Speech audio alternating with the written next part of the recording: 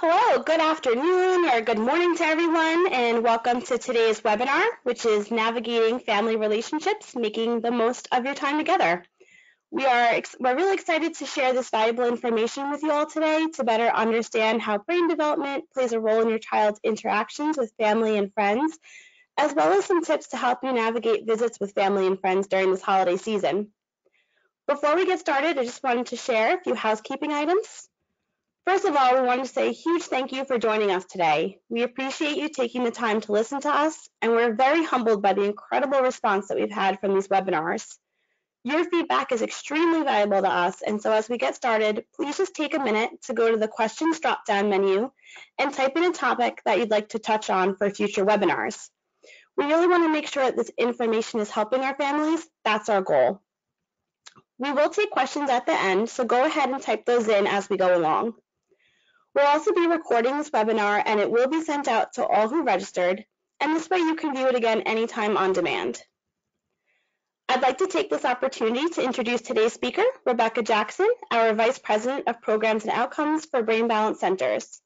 Rebecca joins us today with over 10 years of experience at helping families at Brain Balance, and she just had her 10-year anniversary.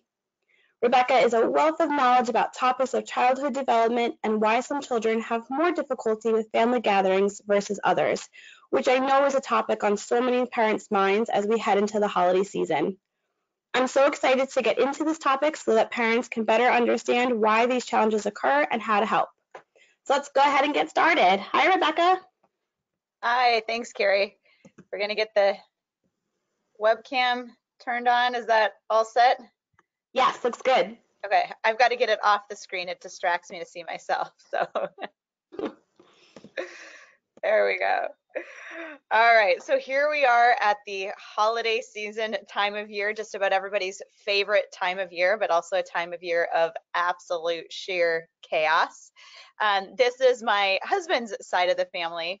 And you'll see on my husband's side of the family, my two kids, Morgan and Drew, are the only kids on this side of the family, versus on my side of the family, we have 6 total cousins or nieces and nephews. So I'm definitely going to speak today from the lens of my experience, as well as what I know and understand being a brain balance parent and a mom. So absolutely, family time is an exciting time of year. It's a chaotic time, and it's a time when family that we see and love, but we don't get to see often, get to see and spend time around our kids, which I know can kind of put pressure on things. We have such love and pride and appreciation for our kids. And so I know for me personally, I always want our family to see the best possible version of our kids. And we want our family to be proud and excited about our kids and the things that we're excited about in the same way that we are, which just puts more pressure on this time of year. So we find that this time of year can be what we call the dog and pony show with the kids, where again, we want them to put their best foot forward. We want everybody to see what polite and achieving and great and sweet and kind, good kids they are. But often in doing that, we have a tendency to put our kids on the spot. And what we'll find is the very young child that isn't self-conscious, they're just aware of themselves and less aware of the world around them. They may not mind performing on command, but as our kids and students get older and they become more self-aware and more self-conscious, they don't always want to be put on the spot. So again, what we'll see, and I'm going to use examples, not trashing any of my own family, but just our real life examples. We have this tendency of when Grandpa and Dee come to town saying, you know, hey, Drew, go show Grandpa how you can play catch or hit a baseball. Morgan, show Dee the way, you know, your art and your amazing drawings. So we have this tendency, again, to want our kids to put on a show, which can often cause the kids to shut down. And so we want to think through why we see some of the behaviors and challenges we do this time of year, and what are some different strategies to help make the most of these times so that they're more enjoyable and less stressful for everyone.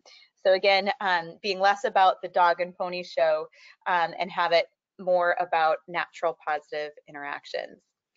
One of the first things that I want to bring up to keep in mind is, again, this time of year, we often see family that we don't see very often. So this is a picture of my grandma, Grandma Ann, with my daughter Morgan and my niece Anna. And obviously I grew up with my grandma spending a ton of time together. My grandma lives in Minnesota and I live in North Carolina. And so my kids only get to see their great grandmother once or twice a year. So while she is very near and dear to my heart, my kids could very easily feel like they don't know her. So when we have these moments of seeing family that we as adults know and love, for our kids, these people can feel like virtual strangers. So we have this tendency to say, Morgan, Anna, go give great grandma a hug, go say hi, go tell her all about what's going on in school. And again, we want them to be their natural sweet selves, but oftentimes for our kids, some of these near and dear family members may feel like strangers for them. So if you said to me, Rebecca, go hug that person walking down the street and tell them all about your day, that's how our kids can feel at times. One of the things, my mom was an elementary school psychologist, and one of the things that my mom talked to me about when our kids when Morgan was brand new, was ways that we can stay connected to family even when we live far away. So when Morgan was 1, we moved away from family in Minnesota to North Carolina, which was stressing my mom out as a grandma. She still wanted the kids to grow up knowing her and feeling comfortable around her. And so we really talked through some strategies to grow up having my kids feel like they know my family, even if they don't see them all the time. Now, 10 years ago, FaceTime wasn't as popular as it is now, but that's obviously a simple, easy thing. And if you don't have an iPhone, there's Duo for the non-iPhone people out there. But it's so easy at the click of a button to have face-to-face interaction. And so even if our kids are shy, if they're seeing and interacting with family members on a regular basis, even a couple times a month, these are faces that they're familiar with, voices that they're familiar with, and they can stay up to date on who these people are. One of my favorite things we did when our kids were little is we put together a small photo book. So a photo book that was just the size of one 4x6 photo. And it would be one of those photo books that would have just, 20, 30 slots in it. And we made a photo book of grandparents, great grandparents, cousins, our family that we don't see on a regular basis. And my kids, when they were little, loved these photo books. Sometimes they were in some of the pictures. They loved pictures of themselves. But again, these were photo books that were theirs. They could change photos, add photos as they wanted. But by seeing these pictures on a regular basis, they would carry them around. We would look at them at bedtime and talk about the people in the pictures and tell funny stories about, the one time when you were a baby and cousin Josh was holding you and you irped all over him. The kids would love funny stories. But by keeping those photos and those stories present, even when cousin Josh wasn't somebody that they see all the time, they felt like they knew cousin Josh when they did see him in person at Christmas. So those photo books was one of my favorite things that we did with the kids that I felt like really helped them to feel connected to family that they didn't see often. Email is also a great way. My kids, when they were old enough to start typing a little bit, were so proud and excited to get their very own email addresses. And it was pretty funny the first time I got an update on my brother and sister-in-law from one of the kids, because my daughter had emailed Uncle Skip and had gotten some news and update from him. And Morgan was so proud to know that information. But again, that allowed her to form a little bit of a relationship on her own rather than just together as a family. And the kids were proud to have those email addresses. If you're not ready for your kids to have their own email addresses at a young age, certainly you can do that through yours, but having them, you type their words of what they want to say and share, and being able to read those messages back. Letters is also such a fun thing. It's always fun to get mail that's not a bill, and our kids and students don't get letters often. One of the things my mom did is, one of our family members was struggling with fine motor, so really struggling with handwriting and hated writing and was really avoiding it. And so my mom started, as the great aunt in this scenario, started a letter writing where each time this family member sent her a letter, she would write back and include $1 in the letter. So this was motivating for this little guy to get not only a letter in the mail, but $1. You can decide if bribery is something you're comfortable with or not. But again, it was just a fun thing to do to start a conversation back and forth that was also working on some fine motor and writing pieces. And of course, phone calls, hearing voices, telling stories. These are just a few simple ways to be able to stay connected, even though we don't see people all the time. One of the things, and so much of this conversation today is geared towards younger kids, but this was a big thing for my kids when they were little. My kids need warm-up time. They're not ones that'll go up to a stranger and start a conversation right away. They're a little bit shy initially, and then once they get comfortable, you see their full fun personalities. But one of the things that was off-putting to my kids when they were young was when somebody would really get in their space and in their face. And there were some adults in our lives, wonderful people, that would have a tendency to do the shrill, high-pitched, "Oh, kids, it's so great to see you. I haven't seen you in so long." And that would absolutely cause my kids to shut down and withdraw and back away. They weren't comfortable with that. They didn't appreciate that. So keeping in mind, how your kids react to that. If your kids are fine with that, no big deal. If that is something that throws your kids off, having a conversation with the host ahead of time to say, "Hey, we're so excited to come." Just something I want to share with you that I've noticed recently is with Morgan, she needs a little bit of warm-up time. So starting with a low-key greeting, not a hug, not a ton of exuberance, will make her comfortable faster. So again, go back to, in my experience, this is what we've found. And so keeping in mind, keeping your child comfortable is going to allow them to be their best version of themselves with family members. So whenever possible, setting those expectations up front, which we'll talk about a little bit more. Another thing that I got from my mom as an elementary school psychologist was the idea that kids really do the best in their own space. And that's something that I've so appreciated about our family over the years, is especially when the kids were little, family would often travel to us. Because my mom would say kids need to sleep in their own beds. They're going to be most comfortable in their own space. Certainly that's not always the case. It doesn't always work that way. But if you're wanting things to go really well, sometimes offering to host can be the best scenario, so that your kids have their bedroom to go to and play in if things get chaotic and they need some downtime or quiet time. They have their toys that they're familiar with, their own bed to sleep in, and it allows you to control and set the schedule for what you're eating and when, and control that environment a little bit more. So again, hosting can create its own set of additional stresses and challenges. So if you're up to the task of hosting, that can be a great scenario to, again, put your kids in a really comfortable, familiar environment. Again, it doesn't always happen that way, but just something to keep in mind. So when we think about what goes into success of a family visit, I feel like the two main categories are social interaction. So how our kids are engaging and interacting with family, with cousins, with grandparents, with peers, as well as their behaviors. So I wanted to take a little bit of time today to go into and talk about how these things develop and where they come from. So we've got a great understanding of how to set expectations and guide the event, so we know kind of what's going on and how to make the most of it. So I think it's so important to think about and understand that good development is what's going to lead to good, healthy social interactions and behaviors. And it's funny because, I always look at things through the lens of development. So there's so much additionally that goes into this. So I don't mean to oversimplify, but as we're thinking and talking about social interactions and behaviors, it's really easy to overlook how development impacts these things. And what we see over and over again is when a child has good, healthy, age-appropriate development, that's when we're most likely to see age-appropriate social interactions and behaviors. When I have a child that is very inconsistent in their behaviors, in their relationships or interactions with peers or even adults, that's often when we're going to see gaps and holes in their development.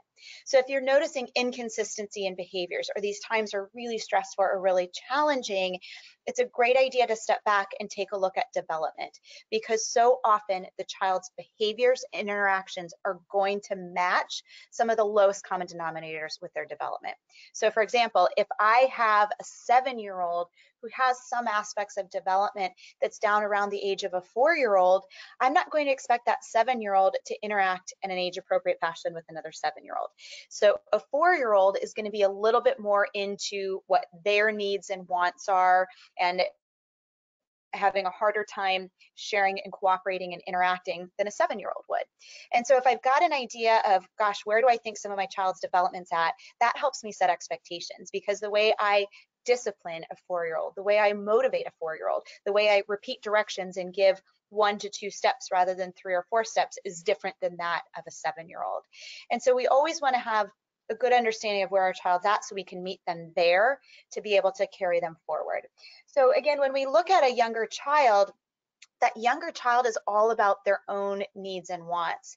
And as we start to mature and develop, we become more aware of the world around us. So we go from that independent play to more of a parallel play where you're aware of the other kids, but you're not truly engaging with them. You're playing next to them. So, you know, these kids at the sandbox, they're each sort of doing their own thing at the sandbox. They're having a bit of a conversation. They're maybe passing toys back and forth, but that's very different than my son and his cousin fishing. This fishing was extremely collaborative. They were, you know, doing the bait together. They were reeling it in together. They were watching it. It was very engaged in interactions. So again, you're going to see a progression in what those interactions look like as that development progresses.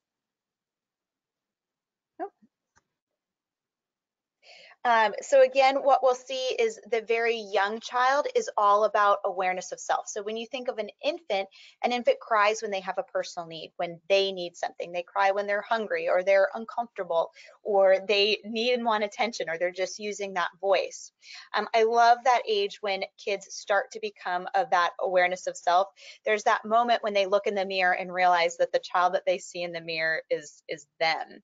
And again, as we continue to mature and develop, we start to become more aware of the world around us. So here you can see a picture of my daughter and her friend. We had some hurricanes in North Carolina last year, and they were volunteering to help bring supplies. And so at that age, they were 5th graders last year, you know, starting to become very socially aware and wanting to be with friends more and more. And sometimes we take this development of going from awareness of self to awareness to others for granted. For so many of us, it happens naturally, and so we think nothing of it. But for so many of the kids that we work with, that natural progression hasn't happened. And so we're needing to try to teach them how to show and demonstrate empathy, how to interact with another peer in an age-appropriate fashion. And again, if we didn't need to be taught those things, it's harder for us to understand that. And again, if we're needing to teach or reinforce those things, if those things have been more difficult for our child to develop, that's a sign that we might have some gaps and holes in development, or a sign that things could be better. So just a real quick explanation on a high overview level is, you know, with a brand new baby around 4 weeks old, we start to see that first smile. And even an infant just a few months old is going to start to watch your facial expressions. So they're aware of their own needs, but they're starting to watch and mimic a little bit. They begin to respond to tone. And so the word no, where they don't understand words and language yet, they start to hear and understand tone. I find it such an interesting age, and there's a really great study that talks about this, is that primary connection to the caregiver. And watching an infant when they're in that crawling or early toddler stage, they should crawl away and explore, but you're going to see them check back in with mom or check back in with that primary caregiver. So you'll see that I want to explore the world, but I want to make sure that I'm still safe and mom's still there watching, or grandma or dad or whomever. And there's a really interesting study talking about how if the child isn't doing that early on, that's a red flag for some developmental concerns, where again, they're solely in their own world and not aware of those around. And then again, as they mature and develop, we're going to have that parallel play shifting into interactive play, and again, continuing to learn and watch social cues and rules. So much of this comes from awareness of the world around us. So if I'm interacting with somebody and I'm standing too close and they back up and give me a dirty look, I need to be able to see that and process that and understand that in order to react to that and change my behavior. So if I'm not aware enough of others to notice those things, or I'm not processing information appropriately, then I don't understand what that means. So I'm going to have a tendency to repeat that behavior. And often what we'll see with kids is the child that's struggling in these areas, we can teach them in a controlled environment. You know, Morgan, when you meet somebody, I want you to look them in the eye. You're going to shake their hand. And when an adult is talking to you, you need to look them in the eye so you look like you're polite and paying attention. And we'll see when kids are struggling with this, they can apply it in the exact scenario that you create for them or the exact scenario that you teach them, but they struggle to apply it to different variables. So maybe, on Halloween, you say, look them in the eye and say thank you for the candy, and they're able to do it then, but a couple days later when you're out and somebody hands them something, they're head down, not doing it. So again, that in and of itself can be a red flag that there may be some areas of development that could be optimized or improved. And again, that's going to have an impact on those social interactions with family. So when we look at development, we want the result of great development in all of our kids. But if all of these pieces haven't come together the way they should, we can see inconsistencies and challenges in some of these areas of behavior and interactions. Some great studies to reference. I'm not going to get into it deeply. There's going to be references at the end, so if you want to look these up or learn more, you're also welcome to reach out. Our website also has a ton of great research and studies in the Research and Results tab. There's a great study looking at how eye contact modulates facial mimicry in babies as young as 4 months old. Again, there was a study that I referenced on how infants should be checking back into mom and dad or that primary caregiver, or if they're not, that can be an early sign of some concern. So again, looking at, there's just a ton of great research showing how awareness of one's body and movements and eye contact, the types of effect and impact it has on our ability to read social cues, to modify and modulate our own behavior so that we're responding in an age-appropriate fashion. So that was kind of looking at how some aspects of development come into play. When we think about good behavior, I picture standing in a grocery store line, and you've got the parent ahead of you in line with the child that's misbehaving and maybe running around and grabbing things. And it's so easy as a parent or as an adult to sit there watching and judging. And we don't know anything about that family, what their day's like, what that child is like, what some of their challenges or struggles are. But it's easy to watch and observe and judge. And the same thing happens when we're around family and friends. We're going to watch our cousins, our nieces and nephews that we don't see all the time and look to say, oh gosh, what a lovely child, they seem to be doing so well, or oh boy. And we know that others are judging our kids as well. And it's not all about trying to have our kids look perfect so people appreciate them, but just trying to get an understanding of, for our kids, where some of these behaviors and pieces are coming from. So one of the things that's a big deal is the child being able to follow directions. So you'll see if you say, hey buddy, I need you to clear your plate when you're done eating and load it in the dishwasher. We want that to happen the first time, not the fourth time. It gets really frustrating and annoying for everybody, the child being nagged, the parent doing the nagging, the people sitting around listening to that when you're needing to repeat something over and over. We notice with kids, their threshold for meltdowns and upsets. We expect a 2 or 3-year-old to get frustrated, upset, and melt down on a regular basis. We don't expect that of an older child. We watch to see how kids are interacting and playing with others. Are they getting along? Again, are they age appropriate in those interactions? The ability to handle transition and change, a child's manners, and our ability to discipline. And again, we're going to talk about how each of these pieces fit into development. When we think about something like following directions, there's actually a lot that goes into following directions. You need to have age-appropriate auditory processing. So if I say, buddy, I need you to hang up your wet towel, put your dirty laundry in the laundry room, and make your bed. If I've got a child that struggles with auditory processing, I maybe would have only heard bits and pieces of that. So maybe I heard bed and towel, but I didn't catch the fact that I'm supposed to hang up the wet towel and make my bed. So I heard parts of it. I don't really know what to do with it. And so I don't act on what I didn't hear. And so it can make it look like bad behavior when in fact, maybe that child struggled to process the information that you were giving them. So slowing down what you're saying, even if the child is 10 or again, whatever age it may be, forget about their actual age and think about their development. Think younger if this is a struggle for you. And so saying fewer words, giving more space between the words and making sure there's not background noise is going to allow you to be more successful.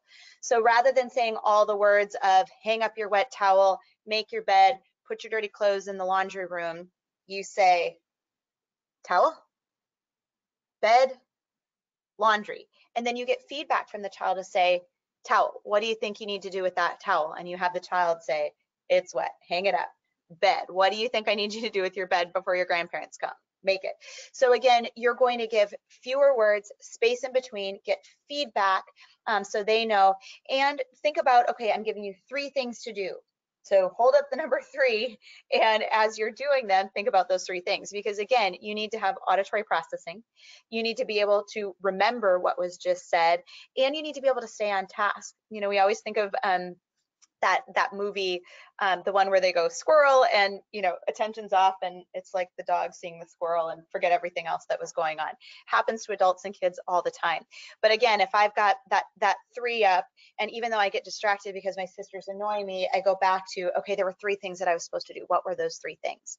I also love giving visual cues and reminders, and so using a dry erase board or a chalkboard. And so if you've got things that you want the kids to do by a certain time, writing them down, having them check that off the list. So no matter how distracted they get, they can go back to that list to take a look at it, or no matter how much they struggle with memory or processing, they've got that visual reminder. I like using a timer as well. And so again, you know, hey guys, I need you to clean your room, and we don't want this to become an all-day affair. And so we're going to put the timer on 30 minutes. And if you get that done in 30 minutes, you can go play outside or whatever the scenario is. But giving them a timer can help them stay on task and focused. When we think about how we handle ourselves when we're frustrated and upset, we do whole separate webinars on just this topic. But when we think about what goes into our ability to control our threshold of, we all have that point when we're going to lose it, whether we're an adult or a 2-year-old. But it's a matter of how close am I? I always say, am I 2 feet from the edge of the cliff, or am I 2 miles away from the edge of the cliff? And certainly, anytime there's any concerns or immaturity in development, that's going to push us closer and closer to that threshold. And so we're going to have less wiggle room for what's going to push us over the edge to that moment of meltdown or tantrum or upset or losing my cool as a mom and raising my voice. So things that can go into this, and think about this especially around the holiday time, is sleep. Tired people have less of an ability to control and regulate. And so it's so easy when we're traveling and visiting family and having people over to get off cycle with sleep. But the less sleep we have, the more we're going to get meltdowns when we don't typically. What we eat has such an impact on our mood and behavior. Again, I use my daughter Morgan as an example with us all the time. She's a super sweet, easygoing kid until she's gone too long without protein. And then she gets whiny and negative. And it's one of those things where the second we start to see it, my husband and I look up at each other. We say, when was the last time you ate? What'd you eat? You plug protein in her, and within 20 minutes, she's back to her sweet self. And so being intentional and aware of what the kids are eating, good healthy fats help to even keel as well. So protein and fats get us away from these peaks and valleys in mood and energy and attention, and really help to even keel things, versus lots of sugar and carbs is going to spike and then crash and spike and then crash. And as soon as we crash, we crave more sugar. And so we're going to get more cyclical behavior, versus our protein and good healthy fats are going to help to even keel that. You know, be aware of your child's cues. It's so easy when you've got friends and family over to pay less attention to what's going on with the kids and more attention to having an uninterrupted adult conversation or prepping dinner or getting the house ready.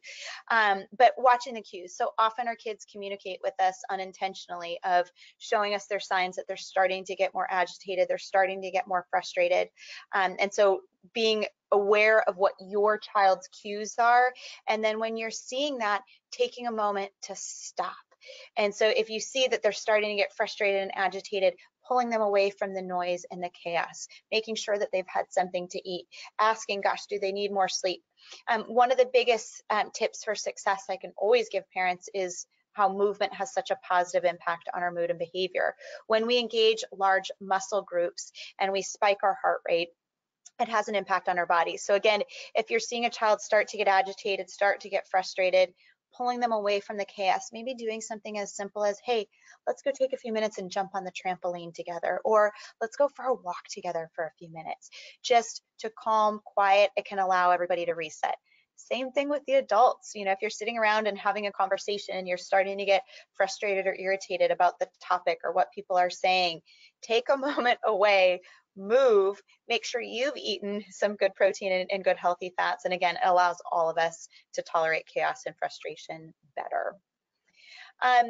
We look at, these are the cousins. There's been one more born since this picture. So you see blonde and blue-eyed tends to be the dominant in my family. The cousins just love each other and they love spending time together. But when we're together in the same house for days on end, which means there's lots of fun, happy times, and there's lots of times of frustration. And so being aware of what the kids are doing, how they're interacting, how much time they've spent together. Every single one of these kids is awesome and good kids. Every single one of these kids needs break from one another on occasion. And so again, watching for those cues, being aware of how they play and interact. My little guy Drew is the one on the far right of this picture. And if he's had something like a lemonade, if he has a little bit of sugar, his energy goes just through the roof and he gets wild and out of control. And so if he's playing with cousins, that's going to be when he starts to play rough and they ask him to stop and he's less likely to stop. And so if I know that they're going to be having a ton of time together, then I'm going to tell them, no, we're going to have water at lunch today, or yes, you can have a cookie, but let's do one cookie and not binge on all the holiday treats. So I'm going to be really aware of the environment and his interactions. My daughter Morgan is the one holding the baby in her lap. She needs a little bit of quiet time to herself. And so I'll give her an opportunity she loves to write stories, she loves to draw, she loves interacting with the kids as well, but for her, she needs that balance of time together and time on her own. And so knowing your kids, knowing the kids around so that you find that balance can help it be more successful. Also, finding time just one-on-one with you and your child of any age in the midst of chaos. And what's so great is, it's not about spending 2 hours of face-to-face time. For our kids, even just spending 5-10 minutes of quality, undivided attention with them can mean so much. And it's great for us as parents as well. When we think about planning for the holidays and family things, we start with the plan and then life happens. People show up late, or you forget something at the grocery store, so now you have to make something different for dinner, or the weather changes and so you've got to do something a different day. There's constant flux and change. And one of the big things we see at Brain Balance often is when kids struggle with transition. If they're upset and have a hard time transitioning away from it, they have a hard time going with the flow when plans change, that again can be a sign of some immaturity in development. The more mature we are, the more go with the flow we tend to be able to be.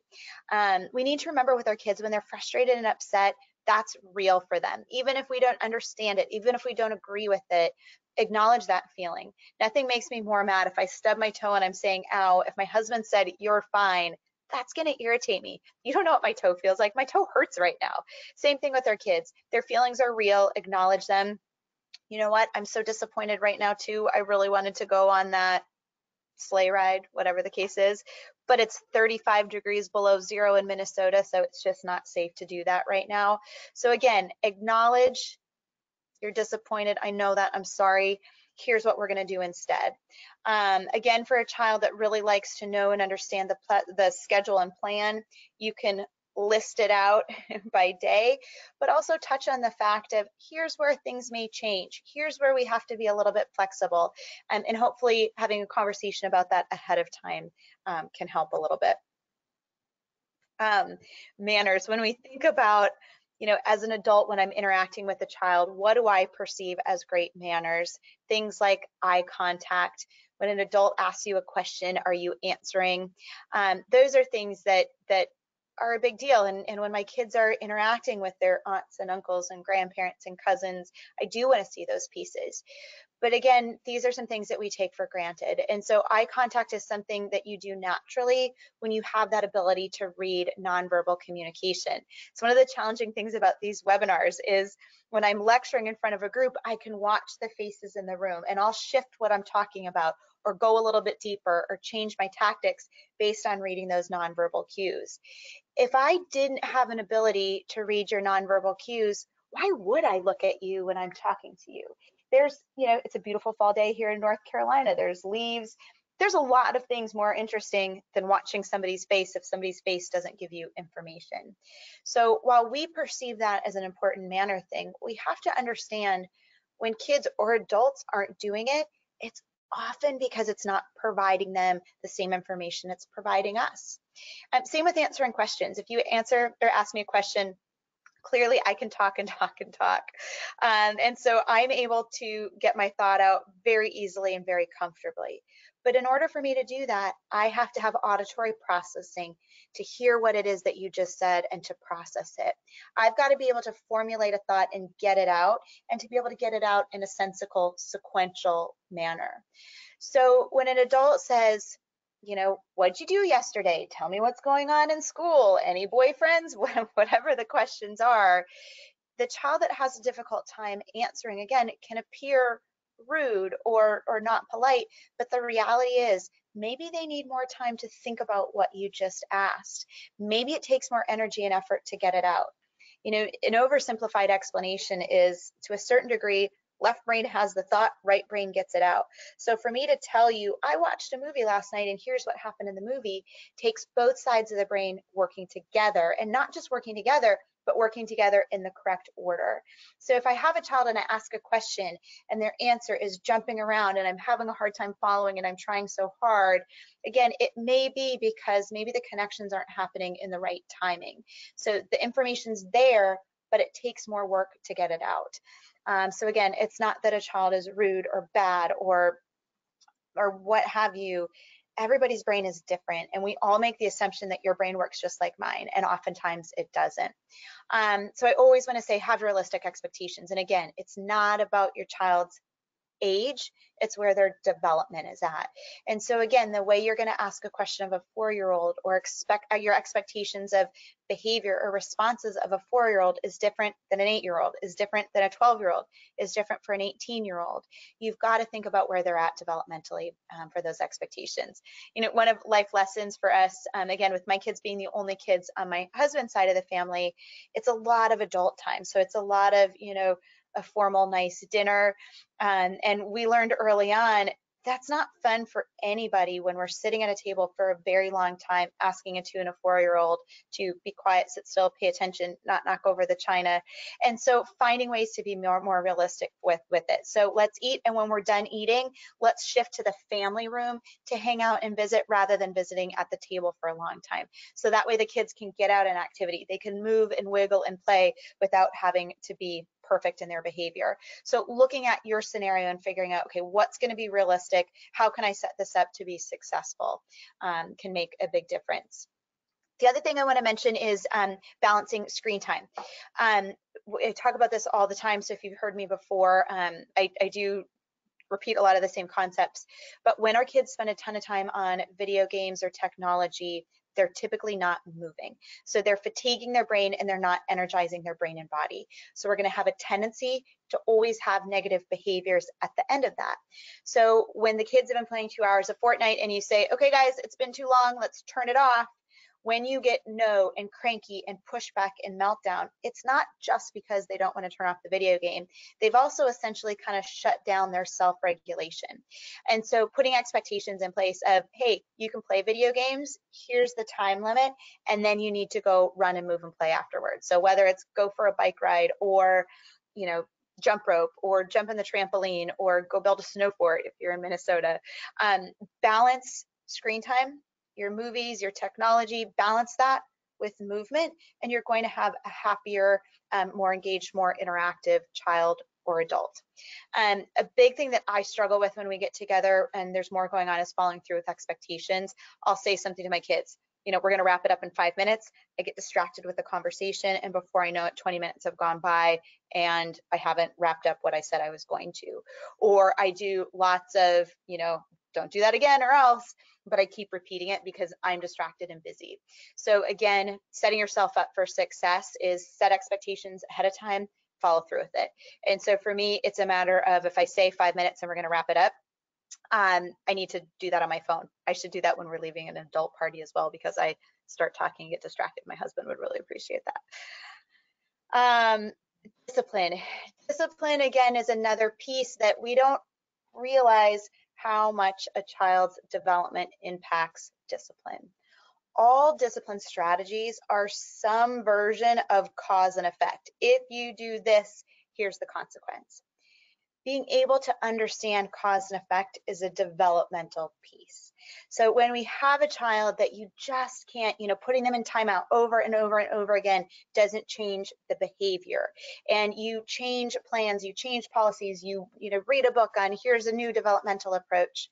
So often changing the environment and changing the approach doesn't change the problem. If the child isn't understanding cause and effect, there's any discipline strategy is going to be more difficult. And so often I have parents beating themselves up of, I don't feel like I'm a good parent. I feel like I'm doing this wrong. I haven't found the right approach. So often that's not the case. Sometimes it may be, but not always.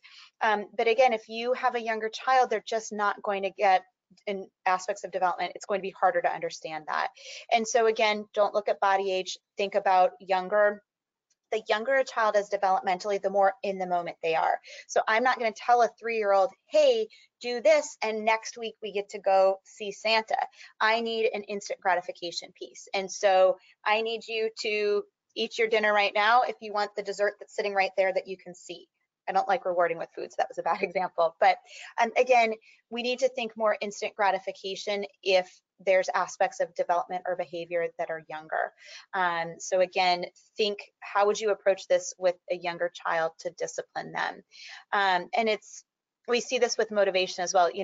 One of our very first staff members, when we opened our first Brain Balance Center 10 years ago, her son was like middle school age, and she came to me and said, for the first time, I can dangle a carrot in front of him. And I said, what do you mean? I didn't get what she was saying. My kids were 2 and younger at that time. And she said she had never been able to say to him, hey, if you're good all week, if you do your chores around the house and you're good, you can earn X. It never worked. She would say it, whether it was a positive earn this or a negative takeaway, it never worked. And he was about 2/3 of the way through Brain Balance, and she said for the first time, she said, hey, if you do X, Y, and Z this week, you can have a sleepover this weekend. And he did it, and he came to her and said, hey, Mom, and she was blown away, where she had that aha moment of, that's why this didn't work before, is his brain wasn't grasping that cause and effect. He couldn't think that far in advance. He was living in the moment. So again, just interesting story that helped me when my kids were little put that into perspective. Again, preparing and setting expectations. If this is something that you're stressed or worried about, how your child's going to behave, how the week or the visit is going to go, call and talk to friends and family ahead of time. Let them know what you're worried about. Let them know the strategies for success for your family. For us, my son can't have gluten. He'll have really bad tummy issues. He'll get a rash. For me, I'm more headache and irritable, cloudy, foggy, and not everybody understands what gluten-free means. And it used to stress me out to go to somebody's house and try to navigate, we're going to eat this, not eat that. I bring backups. And so if I have stuff along with me, then I don't stress about it. And if I need it, I've got it. If I don't, oh well. Or if we don't need it, then that's fine. We bring them home. So I tend to bring with me, just about wherever we go, is, a couple crackers, a dessert replacement, just a couple little things. So if they have, crackers and hummus sitting out, that you've got your own crackers that work. If they serve a dessert, you've got a different dessert along that works for your family. If your child needs warm-up time or downtime or quiet time, if they have a tendency to become overstimulated, if you let the family know ahead of time, hey, this is something that we've been working on, and it's hard on all of us when they get agitated or upset or meltdown. So this is something that we're working on. It's helping to reduce my stress as a parent. So I just want to give you a heads up. If you see me grab Drew and run to the other room, that's probably what's going on. It's okay to admit every single one of our kids, nobody's perfect, right? Even a child with perfect development can still drive you nuts on occasion. There's no shame in admitting this is what we're working on right now. Each stage of development has positive and challenging behaviors that go along with it. And so every parent at every moment has something that they're worried about or watching or stressed about or working on with that child. So don't be afraid to say, hey, here's the stress point for us right now. This is what we're doing to work on it. So just to give you a heads up. Another thing is finding activities to do together. Kids flare up their behaviors when they're trying to get people's attention. And so finding times to do things together as a family. And again, I think of my husband's side of the family with this, where there's no kids. So it tends to be all this, adult conversation and adult activity. And we have found that when we take time to do a couple things, usually one structured, leave the house, go do something together during the day, and then some, time after dinner to play a game or do something. It's the adults enjoy it. Sometimes grandma and grandpa who love the kids don't always know how to interact with them. So when we play a card game together or do an activity together, it gives everybody a chance to interact. So they get to know the kids get to know them. We're forming, fun, happy family memories together. So doing something physical and active, even if, kids are on a scooter and adults are walking, getting out and doing something physical together. Baking together can be so much fun. Something that my kids started years ago that's become a family tradition is the round robin story at the dinner table. So again, these adult conversations at a beautifully set dinner table, and the kids wanted to participate in the conversation as well. And so my daughter started where she'd start the story and then we'd go around the table and continue the story.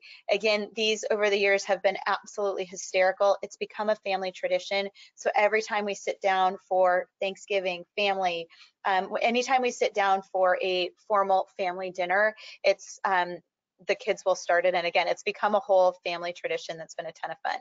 We've had to ban certain topics. My son was in a Star Wars phase and would turn every story into a Star Wars story or would blow things up. So we've had to set rules over the years, depending on the phase of kids, of no killing off everybody in the story or no blowing things up. But again, those are the memories that go along with it. It's another goofy thing that we've had a ton of fun with together as a family is Bean Boozle. So this is what we're doing here. So you see there's the different flavored jelly beans, and Uncle Skip is eating a jelly bean, and you can see everybody's watching his face to see, did he get a good tasting jelly bean or did he get one of the awful tasting ones? So, the activities, it doesn't have to be formal, it doesn't have to be fancy. It's just finding things to be able to do and connect together. Another challenge of family get-togethers is everybody has an opinion. And if you've got a child that you're seeing some discipline challenges with, or they're melting down, or family sees that you're stressed, you can start to get well, when you were young, all we had to do was, da da da da da. Or, this is what we did for my child, and I really think you need to do this. This can be, if it's not wanted, it can be really irritating and frustrating. It can be insulting depending on how it's delivered or how you take it. I always, take a step back and try to remind people, so often when somebody has an opinion or they're sharing advice, it's coming from a place of love. Maybe they see that you're stressed and they want to help that out. Maybe they had a good experience with something and they want to share it with you. My recommendation to this is, let it roll off. Don't take it personally, and acknowledge, hey, I appreciate that this is coming from a place of love. We are working on this, and we've got a couple things that we're working on right now. And what's interesting is what works for one child doesn't work for another. What works for one child on Monday might not work on Wednesday. So every child is different. The approach that every child needs is different. And again, if there's any pockets of immaturity and development, that is going to be a more difficult child to discipline and motivate. It doesn't mean you're a bad parent. It just means, sometimes we need to, again, meet the child where they're at and then bring them forward from there. So try not to take it personally. Know that it's coming from a place of love. And again, my recommendation is to say, yep, we're aware, we've got a plan, we're working on it. You don't have to share any more than you want to. Another piece that my mom has started with the kids is creating those, just like a Shutterfly photo album. So if the grandparents spend time with the cousins, they'll be sure to take a handful of pictures and they just download them to a Shutterfly photo album, and then the kids get that as a Christmas gift next Christmas. So it's so fun, where the kids have on their bookshelves these great family memories and family times with cousins and family, and it's such a simple, inexpensive gift. It's a great gift for cousins and grandparents as well. But again, capturing those fun photos, because so often family events, we might have to mentally gear up for the one person in the family that drives you nuts, or the level of chaos. Every family has its elements of great and every element of stress, but taking pictures of those fun moments and having those as memories can help us to stay focused on the positive, because so often at every interaction, even amongst the stress and chaos, there's those great, great, great fun moments and reasons that we love our family. So I love for the kids, again, photos and creating those memories. So when we have a child that struggles more with consistency in behavior, with social interactions, with discipline, with all of those pieces, like I keep saying, it can be a red flag that we've got some immaturity in development. That's what we do at Brain Balance, is we start with an assessment to try to pinpoint what those areas of challenge are. It's so difficult to create an action plan for change if we don't understand and don't have the ability to pinpoint the challenges or concerns.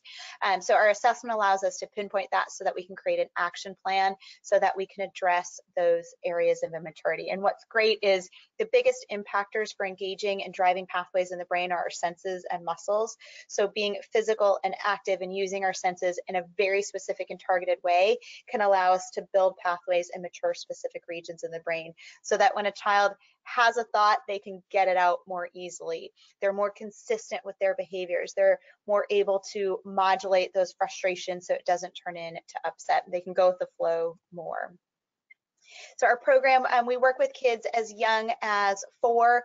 We go all the way through 24 years of age now with our college reboot program. And again, at this point, we've worked with, I think the number's actually over 45,000 now. So that's just a little bit about our program. As a thank you for joining us here today. Again, I'm always floored by the amount of turnout and responses and feedback we get. Our team put together some really great family resources.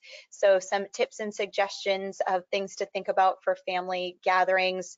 So some of the things that we talked about today, in addition to some other pieces, some great recipe ideas. You're also always able to follow us, Brain Balance Centers, on Facebook. You can find us on Instagram as well. I am new to the world of social media and Instagram, so you can find me at Dr. Rebecca Jackson on Instagram. And we love your feedback. We set the schedule of what the topics are based on your questions and response. And so we build this based on you. And at this point, Carrie or Cynthia, if you're there to share some of the questions, we can go over, take any questions that came in while we were talking. Great, sounds good. So we do have just a couple.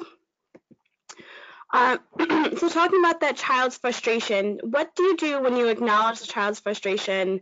The child's still frustrated, which begins to frustrate the adult, causing the situation to become more difficult for both the adult and the child to try to resolve that issue and move on. Any advice there? I don't know what you're talking about. That's never happened. No, I'm just kidding. That's real life as a parent, right? Here's the irony is all the tips and suggestions that I say for kids applies to us adults as well.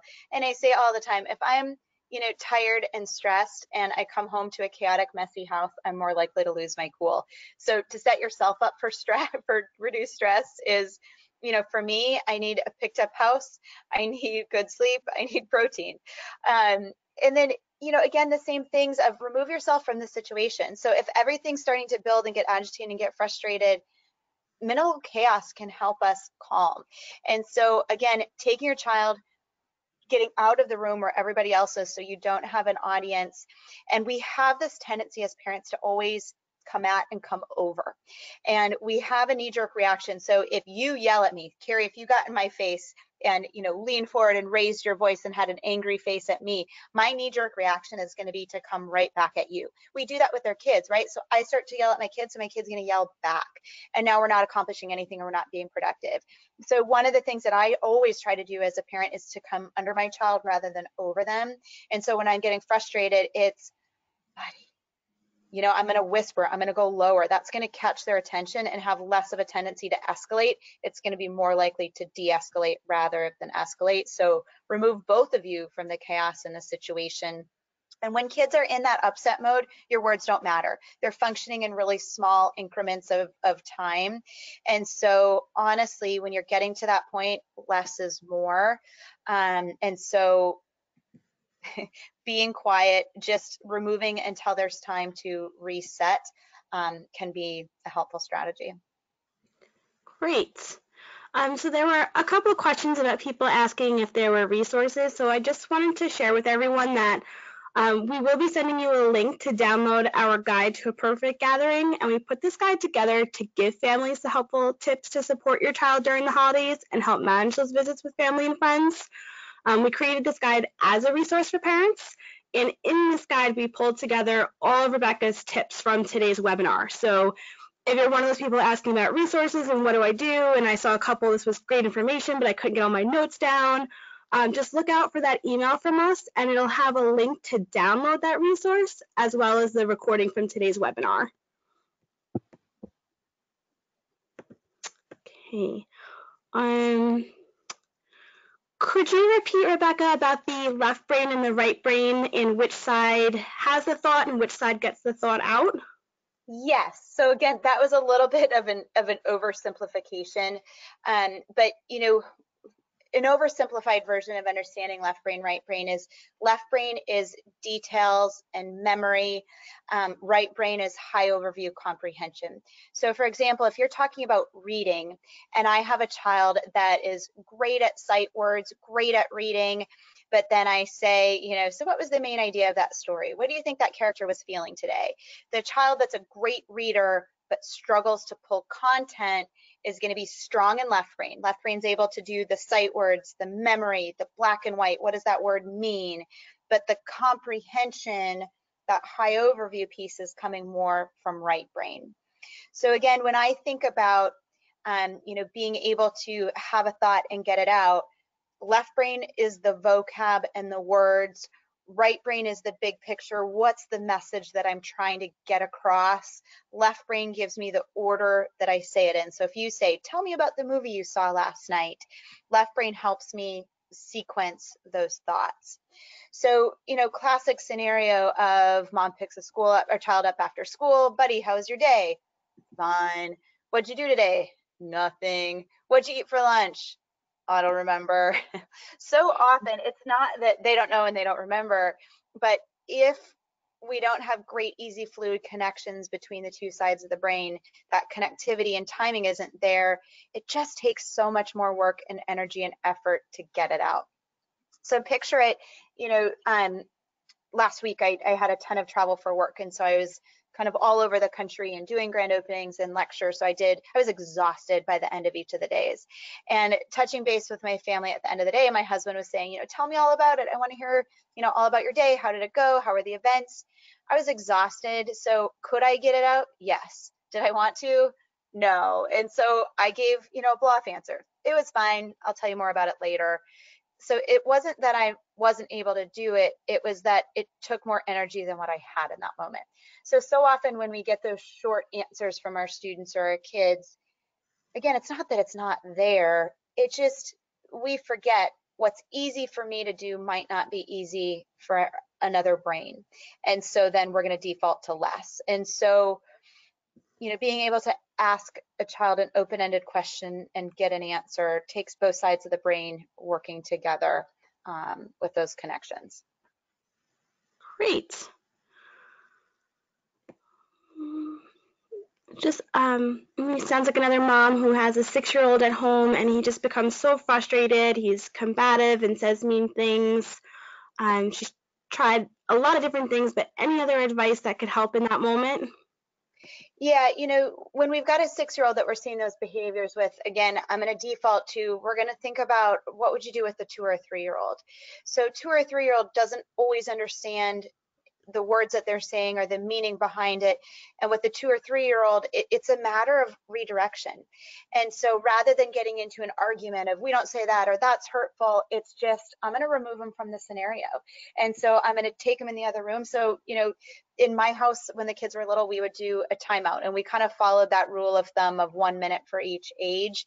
And so if they were 2, we would do a 2-minute timeout and say, okay, we're in timeout, and when they're calm and not melting down, we're going to talk about why. So you said words that weren't nice. That wasn't okay what you did, and so we're going to put you in timeout. When you're ready to come back and interact nicely, we would love to have you. So again, I'm going to go with redirection, distraction, short timeout. I'm not going to send them to their room for a half hour. They're going to go up there, they're going to get distracted, they're going to forget why they were even there. It's probably not going to be productive with that quick description that you just gave. So again, I'm going to go with more of the removal, distraction, short timeout kind of scenario. All right, so I know we're just about out of time today. I just wanted to give another reminder that from Brain Balance, we really are here to help. So if you see your child falling behind developmentally, or if you've identified with any of the difficulties around holiday family gatherings that we discussed today, we really encourage you to reach out to us for help. We're here to support you. We're here to help provide a plan for you and your child. And as Rebecca had mentioned, our Brain Balance assessment is that first step. The results of our assessment will identify those gaps and holes in development that are causing the struggles with behavior, socialization, or academics for many children. And we want to make the process of getting started easy for you. So all of you who are registered complete an assessment for their child between November 14th and December 17th in one of our local centers. You're going to receive our Brain Balance Building Comfort Foods ebook. It was designed by our registered dietitians, and it's filled with a variety of cold weather recipes for your family that will also help fuel brain development. And I'm here in New York, and we are in a deep freeze today, so I'm going to see if I can get my hands on one of those ebooks. But again, for all of you who've registered, if you do complete an assessment, you'll receive that as well. Great. Thanks, Carrie. That was a much better description of those resources. Thank you for jumping in and doing that. That was great. No problem. All right, well, thanks for your time, Rebecca, and thank you everybody who came in and joined us today. Great. Thanks. We'll see you next time. Bye.